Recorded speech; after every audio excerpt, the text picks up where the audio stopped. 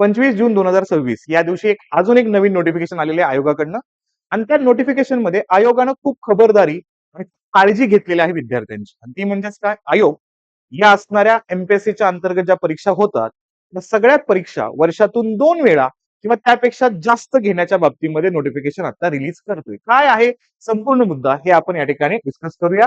MPSC आता वर्षातून 2 परीक्षा घेणार का, नेमकं याबद्दलचा रेफरन्स काय आहे तो आपण आत्ताच्या असणाऱ्या या पार्ट मध्ये कव्हर करूया. काय केलेलं आहे बघा, आत्ताचा उल्लेख केला तर 25 जून 2026 असणारी नोटिफिकेशन आहे, प्रसिद्धी पत्रक आहे.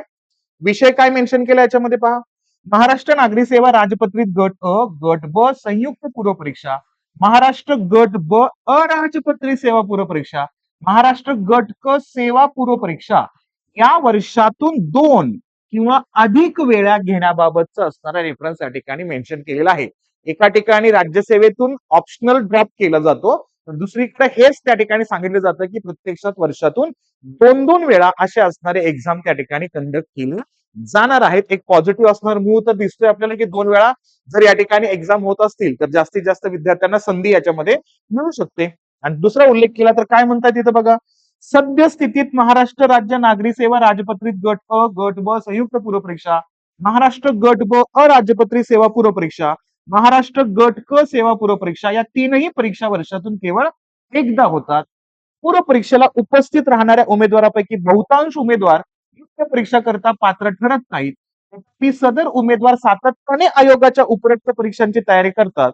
उपरोक्त तीनही परीक्षा वर्षातून एकदाच घेण्यात येत असल्यामुळे उमेदवारांना येणारा अनावश्यक ताण कमी करण्यासाठी आणि उमेदवारांना अधिकच्या संधी उपलब्ध करून देण्यासाठी महाराष्ट्र राज्य नागरी सेवा राजपत्रित गट अ ब संयुक्त पूर्व परीक्षा, गट ब अराजपत्रित सेवा पूर्व परीक्षा, गट क सेवा पूर्व परीक्षा या तीनही परीक्षा वर्षातून 2 किंवा अधिक वेळा घेण्याचा आयोगाने निर्णय घेतलेला आहे. म्हणजे 2 तर मिनिमम, त्यापेक्षा जास्त सुद्धा घेणार आहे अशा पद्धतीचा असणारा रेफरन्स या ठिकाणी एमपीएससी आयोग आपल्याला इथं मेन्शन करताना दिसतो. आणि त्याच्यामध्ये काय सांगितले, या असणाऱ्या परीक्षा कशा होणार आहेत, उपरोक्त तीनही पूर्व परीक्षा संगणक प्रणालीवर आधारित असतील, सीबीटी बेस्ड असतील, घेण्यात येतील. त्याचप्रमाणे जर या परीक्षा एकापेक्षा अधिक सत्रांमध्ये घेणे आवश्यक असल्यास उमेदवारांच्या गुणांचं समानीकरण नॉर्मलायझेशन करण्याच्या पद्धतीचा वापर करण्यात येईल.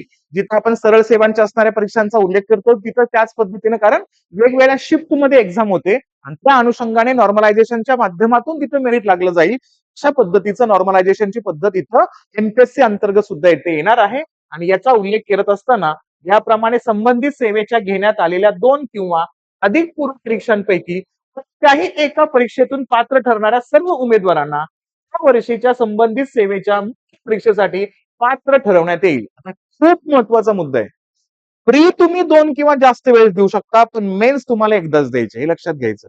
दोन्ही प्री पेक्षा कुठल्याही दोन्ही प्री मध्ये तुम्ही कोणतीही प्री एक्झाम पास झालात तर तुम्हाला मेन्स देता येऊ शकते. म्हणजे साखळी सामन्यासारखं झालंय. अगोदर काय होतं, बाद सामने, म्हणजे एखाद्या सामन्यामध्ये तुम्ही हरलात तर तुम्ही तिथून बाद. आता काय असेल, साखळी सामना, एक हरला तरी दुसरा सामना खेळण्याचा चान्स या ठिकाणी असेल. तर अशा पद्धतीची असणारी तयारी या ठिकाणी एमपीएससी दर्शवतोय, हे लक्षात ठेवायचं आपल्याला.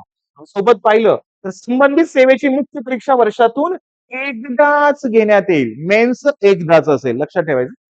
आणि संबंधित सेवेच्या 2 किंवा अधिक पूर्व परीक्षांमधून संबंधित सेवेच्या मुख्य परीक्षेसाठी उमेदवारांना पात्र ठरवण्यासंदर्भात कार्यपद्धतीबाबत स्वतंत्र प्रसिद्धी पत्रकाद्वारे अवगत करण्यात येईल. आणि उपरोक्त कार्यपद्धती 2027च्या पूर्व परीक्षांपासून लागू करण्यात येणार आहेत. ठीक आहे, मग 2 पूर्व परीक्षा होतील किंवा 2 पेक्षा जास्त पूर्व परीक्षा होतील, कुठल्या तरी एक पूर्व परीक्षेच्या अंतर्गत तुम्ही क्वालिफाय केला तर तुम्हाला त्या वर्षाची एकच मेन्स होणार आहे. त्या मेन्स मध्ये तुम्हाला अपेअर होता येईल आणि तुम्हाला आवश्यक असणाऱ्या पोस्ट पर्यंत तुम्ही पोहोचू शकता. ठीक आहे, अशा पद्धतीचा असणारा हा आयोगाचा निर्णय आहे. या निर्णयाबद्दल तुमचं मत काय आहे हे कमेंट सेक्शन मध्ये नक्की सांगा. आणि जास्तीत जास्त विद्यार्थ्यांपर्यंत हे असणारा रेफरन्स शेअर करा. नोटिफिकेशन आहे, कळलं पाहिजे विद्यार्थ्यांना काय चाललंय काय नाही. ठीक, चला थांबूया इथं, आपण भेटूया नेक्स्ट सेशनला. थँक्यू.